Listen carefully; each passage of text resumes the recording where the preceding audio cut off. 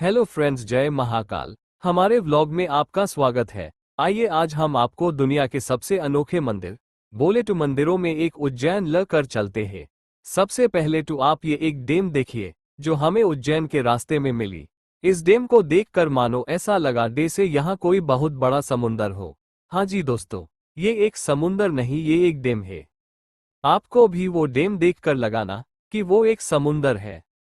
फिर हम उज्जैन पहुंचे। वहां हम सबसे पहले गणकालिका देवी के मंदिर पहुंचे। मंदिर में जाकर हमने देवी के दर्शन किए। यदि आप मध्य प्रदेश की तीर्थ नगरी उज्जैन में पुण्य सलिला शिप्रा तट के निकट स्थित 6ठी शताब्दी ईसा पूर्व में निर्मित 12 ज्योतिर्लिंगों में से एक बाबा महाकालेश्वर के दर्शन करने जा रहे हैं तो कुछ जरूरी बात अवश्य जान लें। काल के दो अर्थ होते हैं, एक समय और दूसरा मृत्यु।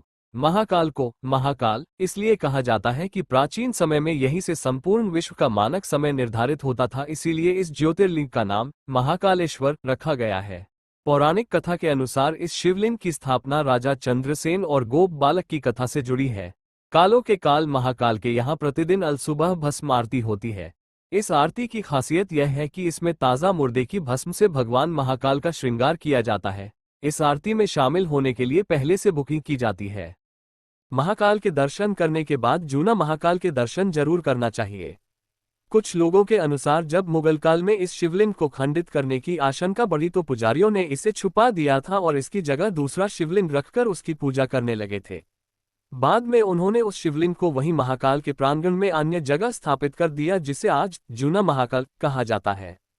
हालांकि कुछ लोगों के अनुसार असली शिवलिंग को क्षरण से बचाने के लिए ऐसा किया गया। तारांकन 12 ज्योतिर्लिंगों में से महाकाल ही एकमात्र सर्वोत्तम शिवलिंग है। कहते हैं कि आकाशे तारकम लिंग पाताले हाटकेश्वरम भूलो के च महाकालो लिंगत्रय नमोस्तुते, अर्थात आकाश में तारक शिवलिंग, पाताल में हाटकेश्वर शिवलिंग तथा पृथ्वी पर महाकालेश्वर ही मान्य शिवलिंग है। वर्तमान में जो महाकालेश्वर ज्योतिर्लिंग है वह 3 खंडों में विभाजित है। निचले खंड में महाकालेश्वर, मध्य खंड में ओंकारेश्वर तथा ऊपरी खंड में श्री नागचंद्रेश्वर मंदिर स्थित है। नागचंद्रेश्वर शिवलिंग के दर्शन वर्ष में एक बार नागपंचमी के दिन ही करने दिए जाते हैं। मंदिर परिसर में एक प्राचीन कुंड है। गर्भगृह में विराजित भगवान महाकालेश्वर का विशाल दक्षिणमुखी शिवलिंग है। इसी के साथ ही गर्भगृह में माता पार्वती, भगवान गणेश व कार्तिकेय की मोहर प्रतिमाएं हैं। गर्भगृह में नंदी दीप स्थापित है जो सदैव प्रज्वलित होता रहता है। गर्भगृह के सामने विशाल कक्ष में नंदी की प्रतिमा विराजित है। उज्जैन का एक ही राजा है और वह है महाकाल बाबा। विक्रमादित्य के शासन के बाद से यहाँ कोई भी राजा रात में नहीं रुक सकता। जिसने भी ये दुस्साहस किया है वह संकटों से घिरकर मारा गया। पौराणिक कथा और सिंहासन बत्तीसी की कथा के अनुसार राजा भोज के काल से ही यहाँ कोई राजा नहीं रुकता है। वर्तमान में भी कोई भी राजा, मुख्यमंत्री और प्रधानमंत्री आदि यहाँ रात नहीं रुक सकता। राजा महाकाल श्रावण मास में प्रति सोमवार नगर भ्रमण करते हैं। हम सभी ने बचपन से पढ़ा है कि हमारी पृथ्वी गोलाकार है, लेकिन जब भी बात इसके केंद्र बिंदु की आती है तो लोग अक्सर सोच में पड़ जाते हैं। ऐसे में अगर हम आपसे ये कहें कि मध्य प्रदेश का शहर उज्जैन ही पृथ्वी का केंद्र बिंदु है तो क्या आप इस पर यकीन करेंगे? दरअसल ऐसा हम नहीं बल्कि खुद खगोल शास्त्री मानते हैं। खगोल शास्त्रियों के मुताबिक मध्य प्रदेश का ये प्राचीन शहर धरती और आकाश के बीच में स्थित है। यहाँ तक कि शास्त्रों में भी उज्जैन को देश का नाभि स्थल बताया गया है। वराह पुराण में भी उज्जैन नगरी को शरीर का नाभि स्थल और बाबा महाकालेश्वर को इसका देवता कहा बताया गया है। भोलेनाथ की नगरी उज्जैन हमेशा से ही काल गणना के लिए बेहद उपयोगी एवं महत्वपूर्ण मानी जाती रही है।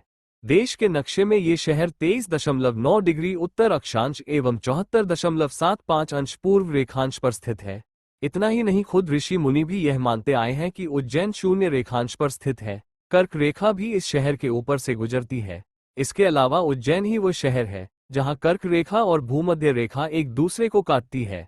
इस प्राचीन नगरी की इन्हीं विशेषताओं को ध्यान में रख काल गणना, पंचांग निर्माण और साधना के लिए उज्जैन को सर्वश्रेष्ठ माना गया है। यही वजह है कि प्राचीन समय से ज्योतिषाचार्य यहीं से भारत की काल गणना करते आए हैं। काल की गणना की वजह से ही यहाँ के आराध्य भगवान शिव को महाकाल के नाम से जाना जाता है। उज्जैन से मिला विक्रम संवत कैलेंडर। काल गणना के अलावा उज्जैन शहर अपने राजा विक्रमादित्य की वजह से भी काफी जाना जाता है। दरअसल प्राचीन काल में इस नगरी में राज करने वाले राजा विक्रमादित्य ने हिंदुओं के लिए एक ऐतिहासिक कैलेंडर विक्रम संवत निर्माण कराया था, जो वर्तमान में एक प्रचलित हिंदू पंचांग है। इसी पंचांग के आधार पर भारत के उत्तरी, पश्चिमी और मध्य भाग में व्रत त्योहार मनाए जाते हैं। इतना ही नहीं, इस संवत को नेपाल में भी मान्यता मिली हुई है। विक्रम संवत से पहले देश में युधिष्ठिर संवत, कलियुग संवत और सप्तर्षि संवत भी प्रचलित रह चुके हैं। उज्जैन के कुंभ को क्यों कहते हैं सिंहस्थ? हिंदू धर्म में उज्जैन शहर का अपना अलग महत्व है। ये प्राचीन धार्मिक नगरी देश के 51 शक्तिपीठों और 4 कुंभ स्थलों में से एक है। यहाँ हर 12 साल में पूर्ण कुंभ तथा हर 6 साल में अर्धकुंभ मेला लगता है। हालांकि उज्जैन में होने वाले कुंभ मेले को सिंहस्थ कहा जाता है। दरअसल सिंहस्थ का संबंध सिंह राशि से है। जब सिंह राशि में बृहस्पति और मेष राशि में सूर्य का प्रवेश होता है तो उज्जैन में कुंभ का आयोजन होता है, जिसे सिंहस्थ के नाम से जाना जाता है। इन नामों से भी जाना जाता है उज्जैन। क्षिप्रा नदी के तट पर बसे होने की वजह से इस शहर को क्षिप्रा के नाम से भी जाना जाता है। इसके अलावा ये प्राचीन नगरी संस्कृत के महान कवि कालिदास की नगरी के नाम से भी काफी प्रचलित है। वहीं बात करें इसके प्राचीन नामों की तो उज्जैन को पहले अवंतिका, उज्जयिनी, कनकशृंगा के नाम से भी जाना जाता था। यह मध्य प्रदेश के 5वें सबसे बड़े शहरों में से है, जो अपनी धार्मिक मान्यताओं के चलते दुनिया भर में पर्यटन का प्रमुख स्थल है। महाकालेश्वर मंदिर के अलावा यहाँ गणेश मंदिर, हरसिद्धि मंदिर, गोपाल मंदिर, मंगलनाथ मंदिर, काल भैरव मंदिर भी काफी प्रसिद्ध है।